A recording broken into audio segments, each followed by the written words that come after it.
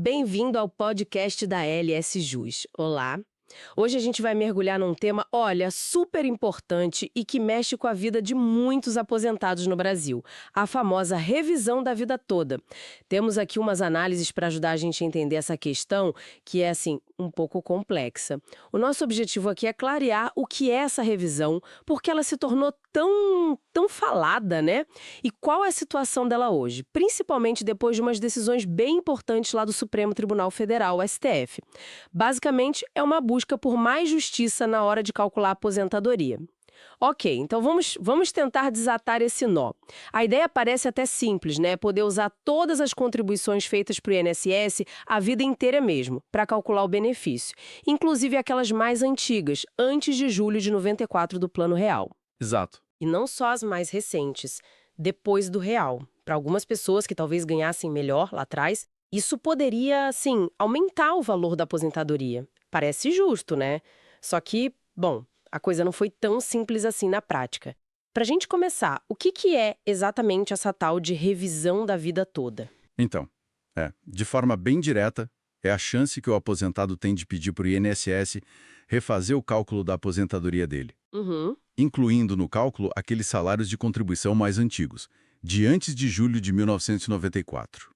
Como você disse, para algumas pessoas, isso pode significar um benefício maior no final do mês. Entendi. E essa possibilidade toda ela surgiu, na verdade, por causa de uma interpretação de uma regra específica, uma regra de transição. É o artigo 3º da Lei 9.876, lá de 99. Ah, sim. A lei que mudou o cálculo. Isso. Essa regra foi criada naquela época da mudança da moeda, né, com o Plano Real. E a ideia original era tipo assim, proteger alguns segurados.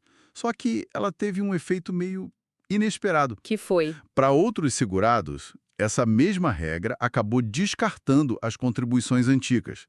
E muitas vezes essas contribuições eram mais altas, entende?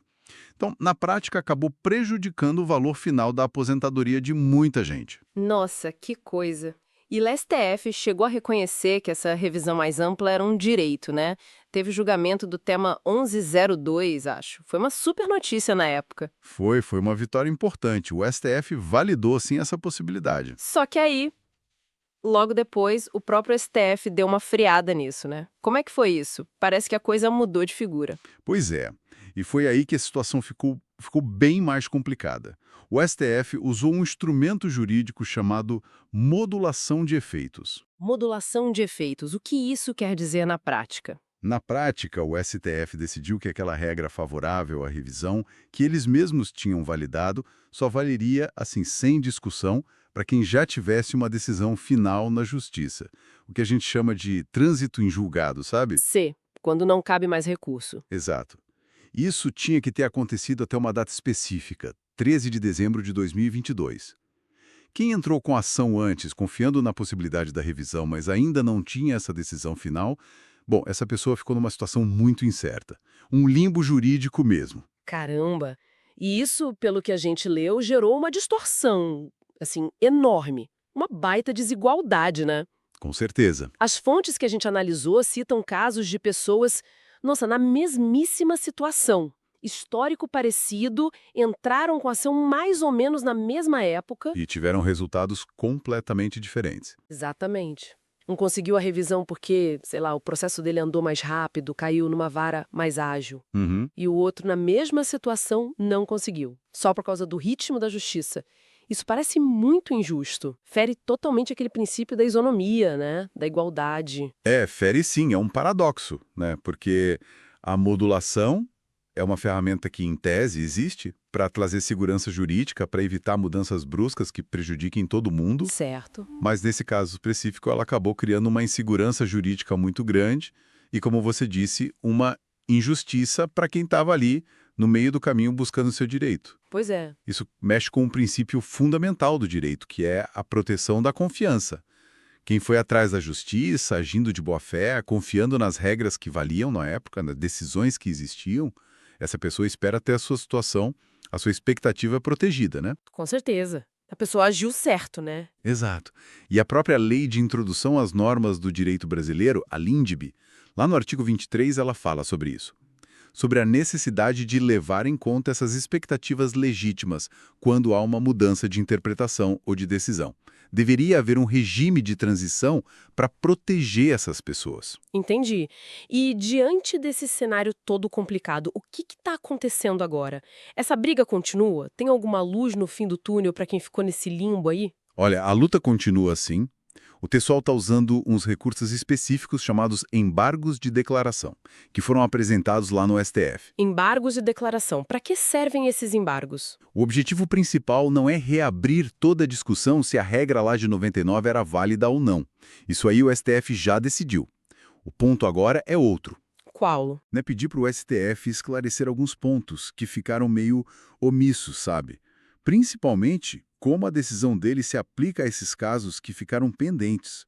O pessoal que entrou com a ação no prazo certo, confiou na justiça, mas ainda não tinha decisão final. Ah, entendi. É para definir a situação dessa galera que ficou no meio do caminho. Exatamente. A ideia é tentar preservar a segurança jurídica e a confiança dessas pessoas. A briga nesses embargos é para garantir o direito à revisão em si para esses grupos específicos. Não é só discutir questão de devolver valor ou pagar advogado, entende? É o direito principal mesmo. Faz todo sentido. E é bom a gente lembrar uma coisa importante, né? Essa revisão a vida toda não é vantajosa para todo mundo, não é uma fórmula mágica. De forma alguma. É crucial, fundamental mesmo, analisar cada caso.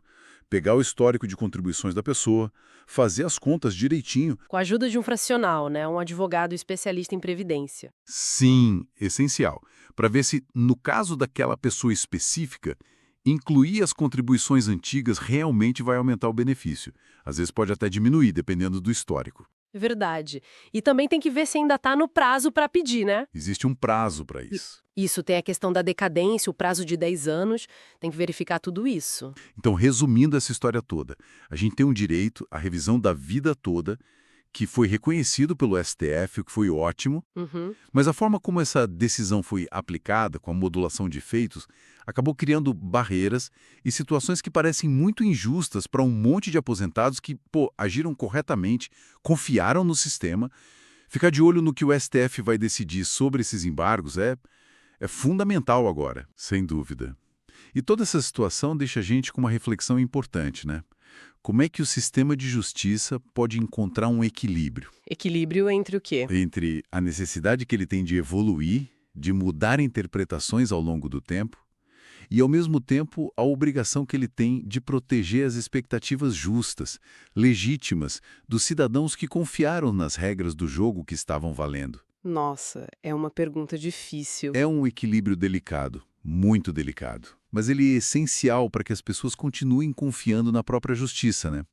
É uma questão de confiança no sistema como um todo. Com certeza, uma reflexão muito pertinente mesmo. Bom, ficamos por aqui hoje. Foi uma conversa muito esclarecedora sobre um tema complexo, mas super relevante. Foi um prazer contribuir. A gente agradece a sua companhia e te convida a continuar acompanhando os próximos conteúdos aqui da LS Jus. Até a próxima!